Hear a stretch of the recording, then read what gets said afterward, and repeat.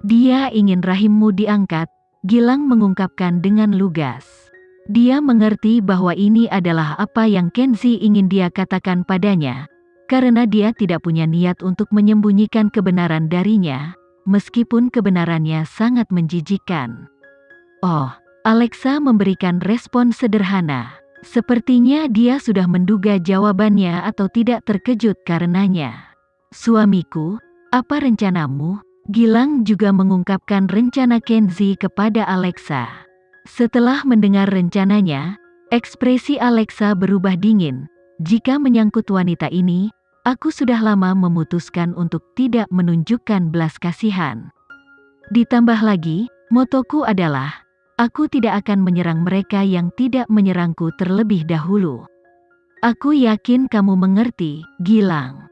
Saya mengerti. Jika dia menyakitiku, aku tidak mengharapkan balasan yang terlalu banyak. Aku hanya akan mengembalikan apa yang dia berikan padanya. Dia bisa menahan rasa sakitnya. Tetapi jika Arsy ingin menyakiti dirinya dan anak Kenzi, dia mencari kematiannya sendiri. Bagaimana dengan keluarga Giandra? Alexa bertanya dengan tenang. Kenzi menunduk dan dengan lembut membelai rambutnya. Tidak ada yang bisa menindasmu. Jika mereka melakukannya, aku akan membuat mereka membayarnya 10 kali lipat. Bisnis pelayaran keluarga Giandra selalu berada dalam industri yang sensitif. Sedikit kecerobohan sudah cukup untuk melampaui keuntungan pemerintah. Jika seseorang ingin menghancurkan salah satu kapalnya, itu terlalu mudah. Alexa, adegan selanjutnya akan segera dimulai. Silakan bersiap-siap, salah satu anggota kru produksi mengingatkan ketika mereka mendekatinya dari belakang. Alexa mengangguk. Dalam sekejap mata, dia siap untuk adegan berikutnya. Pada akhirnya, Arsy tidak tahu bahwa Kenzi dan Alexa sudah mengetahui setiap gerakannya, dan mempunyai rencana untuk menyerangnya. Dia masih bermimpi bahwa rencananya akan sukses. Malam itu, Amanda pulang dari luar negeri. Saat dia membawa barang bawaannya ke ruang tamu, dia melihat Arsy. Dia sedikit terkejut dan hampir mengira dia telah masuk ke rumah yang salah. Namun, para pelayan dengan cepat bergegas membantunya membawa barang bawaannya dan menyapa, "Nyonya, selamat datang di rumah." Apa yang dia lakukan di sini? Amanda bertanya sambil menunjuk Arsy. "Bibi, aku tahu aku salah di masa lalu dan menyebabkan banyak kesakitan bagimu dan Alexa. Tapi aku telah berubah menjadi lebih baik. Aku harap kamu bisa mempercayaiku." Arsy berdiri di tengah ruang tamu dan membungkuk meminta maaf pada Amanda. "Aku salah, maaf. Kuharap kamu bisa memaafkanku." "Tunggu, aku hanya ingin tahu apa yang kamu lakukan di sini." Amanda bukan lagi Amanda yang sama di masa lalu. Karena dia sekarang adalah kepala keluarga, dia tentu saja harus mengklarifikasi banyak hal. "Itu ketualah yang membawanya pulang." Salah satu pelayan dengan berani melangkah maju dan menjelaskan, "Itu karena nona besar sedang hamil." Ekspresi Amanda menjadi gelap saat dia tanpa sadar melihat ke perut Arsy. Setelah menganalisisnya sebentar, dia berbalik dan bertanya kepada pelayan itu, apakah dia sudah diperiksa? Apakah dia benar-benar hamil? Atau apakah dia melakukan tindakan seperti yang mereka lakukan di film, dan menggunakan kehamilan sebagai alasan untuk kembali ke rumah? "Amanda, jangan berlebihan dengan kata-katamu." Kakek telah mendengar kedua wanita itu bertengkar, jadi dia segera berjalan terlatih-tatih keluar dari ruang belajar dengan tongkatnya. Arsy tidak mengucapkan sepatah kata pun. Dia bertahan sampai matanya memerah dan ekspresinya menyedihkan. Sepertinya dia benar-benar berubah. "Ayah, karena ayah telah menyerahkan keluarga kepadaku, semua keputusan, besar atau kecil, harus dibuat olehku." Karena Arsy telah diusir, mengapa ayah membiarkan dia masuk kembali? Jika ayah mengkhawatirkannya, kamu bisa mencarikannya tempat tinggal di luar. Apapun yang terjadi, dia tidak bisa melangkah lagi ke rumah tangga Geraldine. kata Amanda dengan tegas. Kakek, tidak apa-apa, aku boleh pergi. Arsy berbalik dan pura-pura pergi. Tapi, setelah mengambil satu langkah saja, dia tiba-tiba terjatuh ke lantai. Amanda, apa yang kamu lakukan? Dia tidak bisa marah. Kakek segera menginstruksikan seorang anggota staf untuk mengantar Arsy ke kamarnya. Ekspresi Amanda menjadi dingin. Dia tidak mengatakan sepatah kata pun karena dia menyadari Arsy telah bersiap. Memiliki anak seperti memiliki tawar-menawar. Beberapa saat kemudian, kakek memanggil dokter keluarga. Setelah dokter selesai memeriksa Arsy, dia akhirnya tertidur. Amanda, aku mohon padamu, biarkan Arsy di sini. Kamu sudah mengizinkannya masuk kembali, apa gunanya aku menolak? Kata Amanda sebelum langsung kembali ke kamarnya. Dia kemudian menelepon Alexa. Saat ini, Alexa baru saja selesai bekerja. Bu, kamu kembali. Tahukah kamu bahwa Arsy kembali ke rumah? Hati Amanda hancur. Sepertinya seluruh dunia sudah mengetahuinya, tapi tidak ada yang berpikir untuk memberitahunya. Saya mendengar sedikit tentang hal itu. Jangan berasumsi bahwa aku tidak tahu maksud sebenarnya Arsy.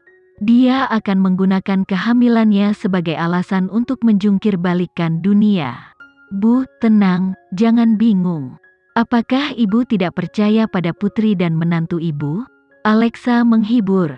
Kamu hanya perlu menghindari Arsy dan berusaha semaksimal mungkin agar tidak ditipu olehnya. Amanda menarik napas dalam-dalam dan menenangkan dirinya. Dia lalu berkata tanpa daya, "Oke. Jangan bertengkar dengannya karena apapun, dia hanya akan menggunakannya untuk membuat perpecahan antara kamu dan keluarga Geraldine. Kamu hanya perlu memperlakukannya seolah dia tidak ada." Amanda sudah mengalami hal ini. Satu-satunya alasan aku memikul keluarga di pundakku adalah agar aku bisa melindungimu, putriku. Alexa, jangan khawatir, ibu tidak akan menjadi penurut seperti dia dulu. Di masa lalu, Bu, aku tahu. Alexa kemudian terkekeh, dengan sengaja mencoba meringankan suasana. Izinkan aku memberitahumu kabar baik. Kabar baik apa yang bisa kamu dapatkan? Kamu terus-menerus membuat orang lain khawatir dengan muncul di berita utama.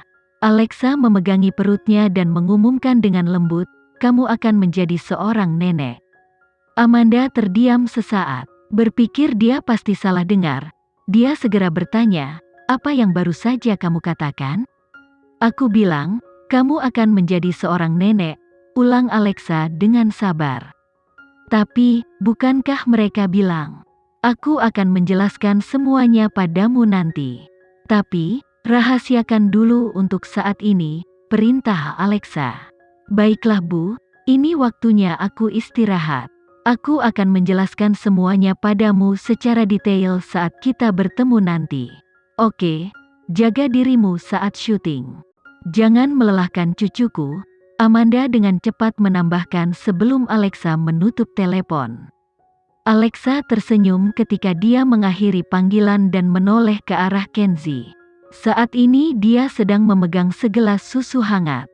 Karena Arsy telah kembali ke keluarga Geraldine dengan motif dan rencana, langkah selanjutnya pasti melawan ibuku. Jangan khawatir, tidak ada yang akan tertipu oleh tipuannya. Kenzie menyerahkan segelas susu kepada Alexa, memberi isyarat padanya untuk segera meminumnya dan pergi tidur. Alexa memandang Kenzie dengan penuh percaya.